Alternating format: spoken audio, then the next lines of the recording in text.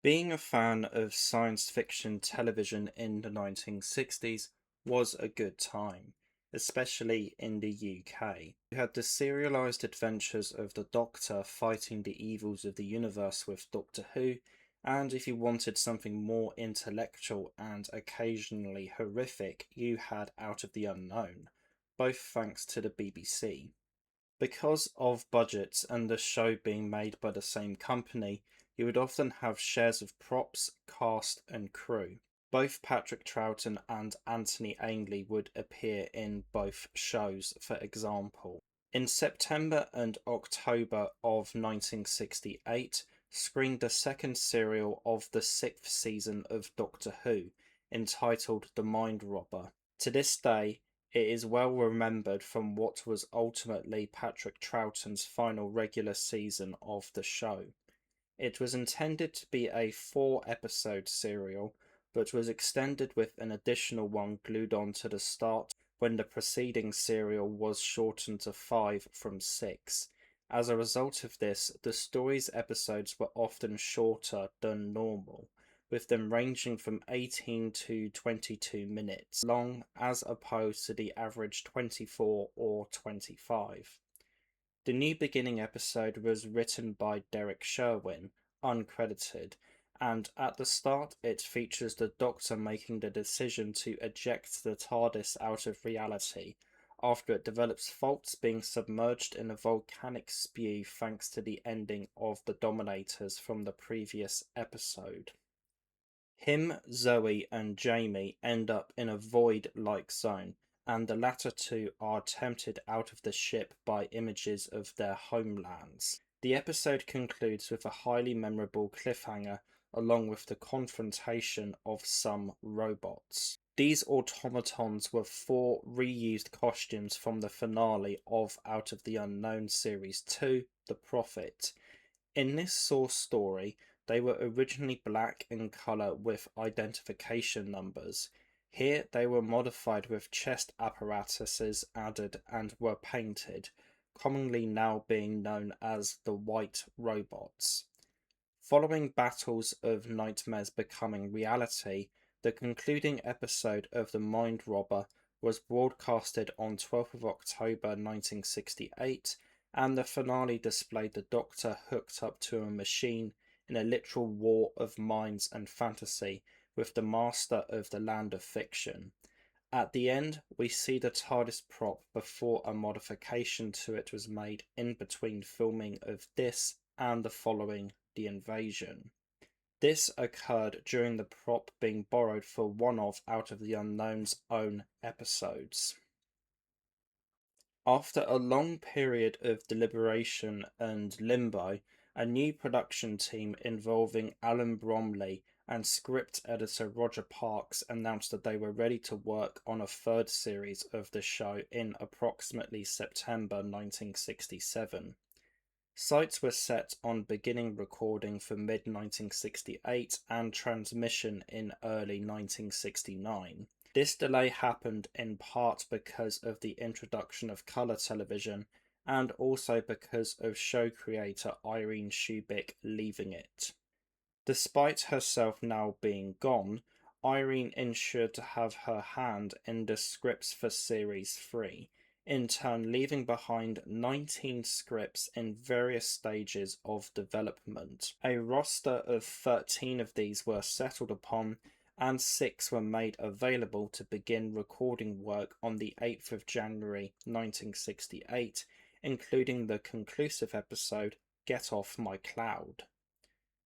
It was one of the episodes that Bromley used footage from to make a 20-minute trailer for the press, which was planned out by 19th of November 1968 and shown on the 2nd of January 69. The premiere episode of the series would be screened 5 days afterwards. This would be one of a couple times that the episode suffered from post-production issues, as Mark Ward's guidebook states that it required some last-minute tweaking because it was damaged slightly during the making of this mentioned display reel. The teleplay was delayed in regards to editing once because of a clash with Softly Softly, but it had to be delayed again a month later because of a machine failure. The used editing schedule was on the 5th and 9th of December 1968, which was when excerpts were taken for the trailer. Some re-recording for the episode also had to be done on the first day because of a large boom mic being visible in shot. On April 1st, 1969, Get Off My Cloud received the first of only 2 UK broadcasts, with it being repeated almost 18 months later in September 1970. If it was a deliberate intention by the BBC to screen such a fantastical and surreal story on April Fool's Day, I have no clue, but it is fun to think about. At the beginning of the episode, we see the character of Pete Parnell being menaced in dreams by some Daleks. He, a child, has developed nightmares from watching Doctor Who itself. His father, woken up by Pete making some commotion, ends up showing him a cowboy printout featuring a Colt 45 pistol. This essentially implants the weapon within their subconscious, allowing them to use it in their dreams. Sure enough, the Daleks return with threats of extermination, but the young Parnell fires the gun at them, causing them to be defeated. Whereas on Lost Episode, a piece of audio from this section does exist. Much older now, Pete relays the story to his psychiatrist friend Stephen while relaxing at a club. Using how the gun was implanted into Parnell's subconscious as an antidote of a conceptual symbol, Stephen says that they need help saving a patient from permanent insanity using the same concept.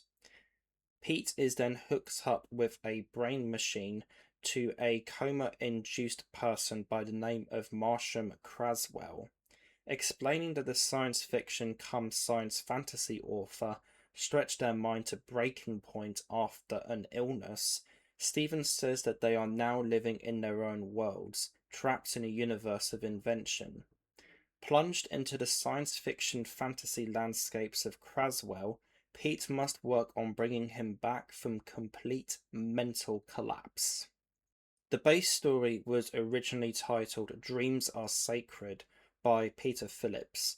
Upon being selected for adaptation, the production team had the idea of using more recognisable imagery of BBC television, resulting in the desire to use Daleks instead of the aliens originally displayed. This was in part to broaden the appeal of the episode.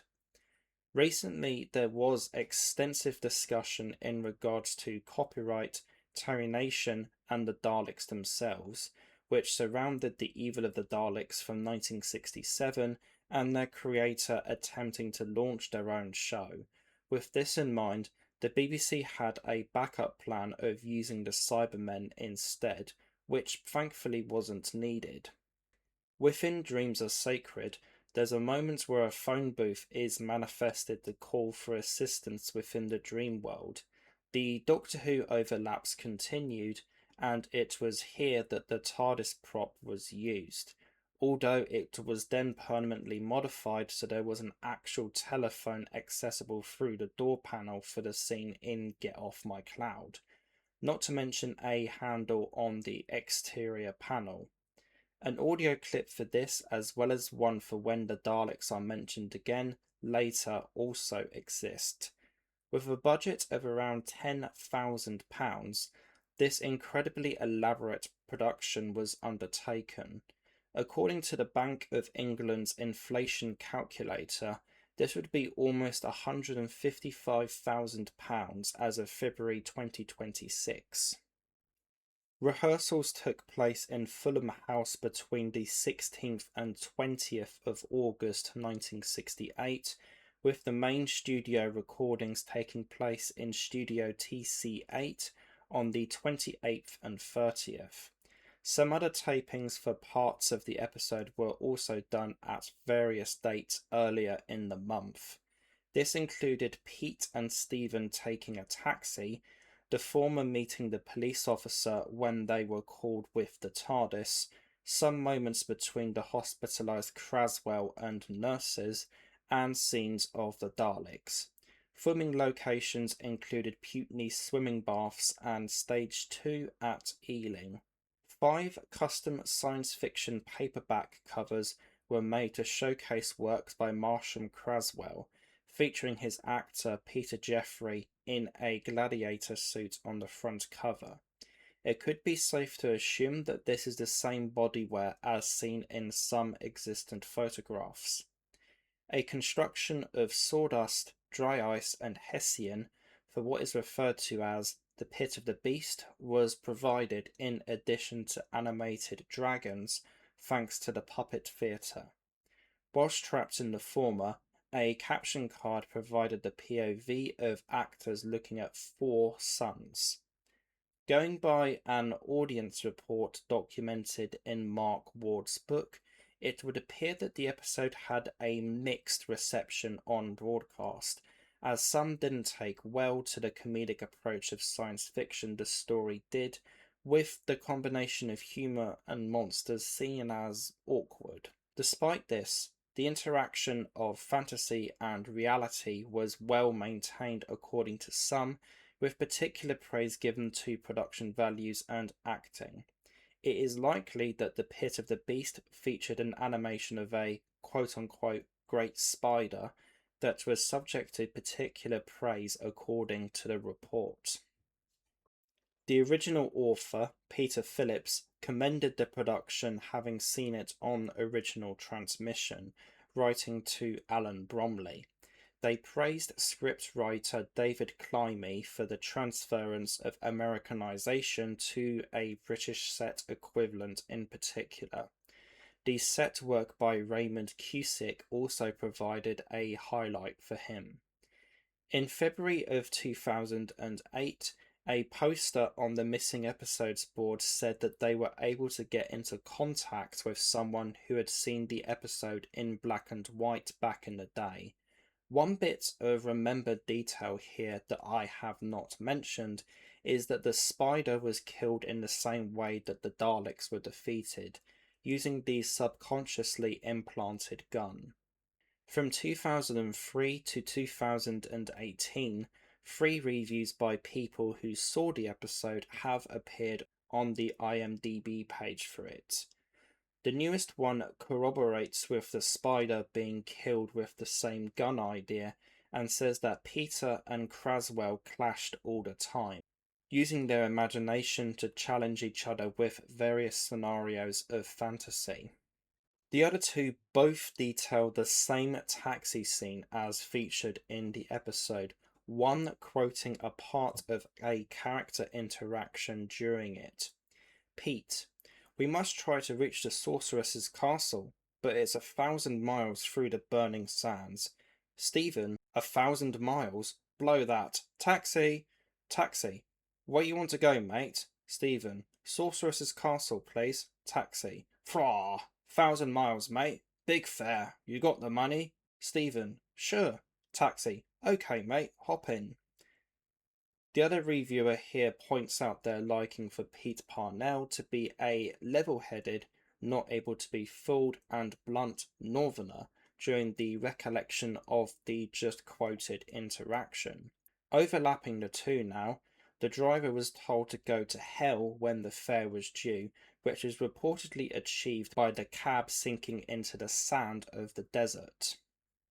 The episode had 2 copies shipped abroad, one to New Zealand and one to Australia.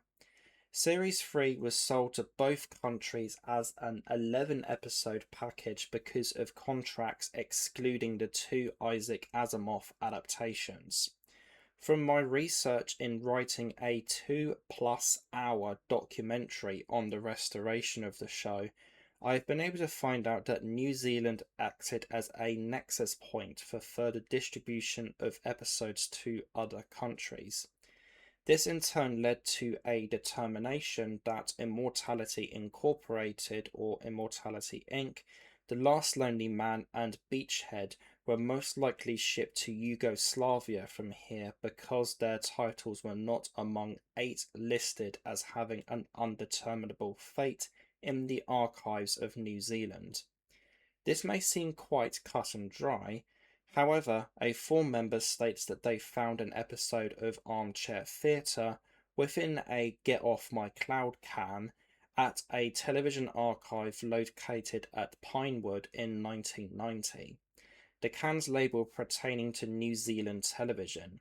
So if this means that there was some BBC interaction with these prints at some point leading to this mix-up, it would appear to be so, as I have no idea why a can from such a faraway country would end up back in England, but quite why Armchair Theatre Poor Cherry was inside it at this point is a complete mystery. Could it be that somebody stole the film itself and hid it in an unassuming can?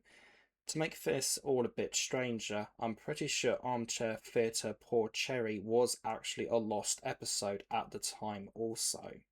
The Melbourne Hoarder is a recent and probably ongoing development in regards to 1960s and 1970s television in Australia. In 2022, a forum poster describing how they came across a colossal collection of home recordings of various television episodes from about 1969 to the early 1970s was uncovered. It is known that tons of material was destroyed by the collector's grieving family, but a lot has survived and has reportedly been given to the BBC for restoration. Given the creation time period of these episodes, this does give us a slim chance that Out of the Unknown Series 3 and 4 episodes have been found in this collection. Please keep in mind this is purely speculative and that this project cited here has been cooking for quite a few years at this point, and it could take a few more for anything to be announced. In terms of what exists of the episode, there are no known telesnaps of the overall production, nor any photographic material involving the Daleks in their scene. No video material is currently known to exist either, but a handful of audio clips do. Upon seeing Quatermass and the Pit on broadcast, Trevor Wells became a big fan of science fiction and considered Out of the Unknown as essential viewing. They ended up recording clips of the episodes on audio, but not full soundtracks, because of how expensive the tape being used was. 5 snapshots from Get Off My Cloud have been preserved in this form as such. The first displays the flashback sequence which features Pete Parnell being menaced by the Daleks as a child. This character as an adult greeting Craswell in their fantasy world is what's on the second clip, which also displays the latter being uncomfortable with this arrival in the real world. The third and fourth are more Doctor Who related stuff, with the Tardis scene being represented along with Peter showing some Daleks to Craswell saying, "Oh, don't be such a fop, Craswell. You're not the only imagination." Lastly, we hear a bit of the 2 main characters at their destination, finding the keeper of the quote-unquote Great Diamond that must be destroyed in order to complete their quest. I essentially debunked 2 long-standing rumours that telesnaps from Series 3 were taken and images from the Daleks from Get Off My Cloud were featured in a Doctor Who magazine in the 1980s, in the second part to my restoration documentary on Out of the Unknown's missing episodes. My logic for both of these not having ever happened were backed with the following citations. A. John Cura, the person who took the telesnaps, was offering his services up until 1968.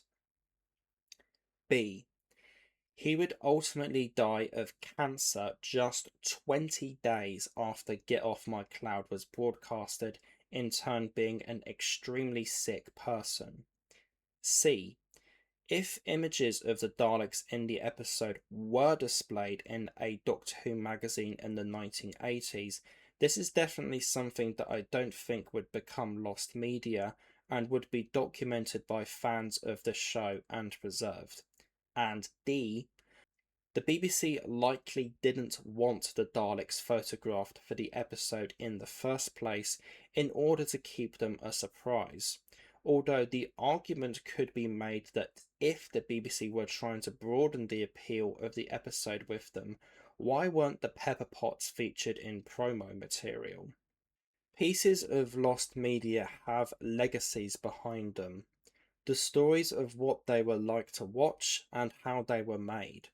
Sometimes this can be difficult to find out, however, as some have more known stories than others.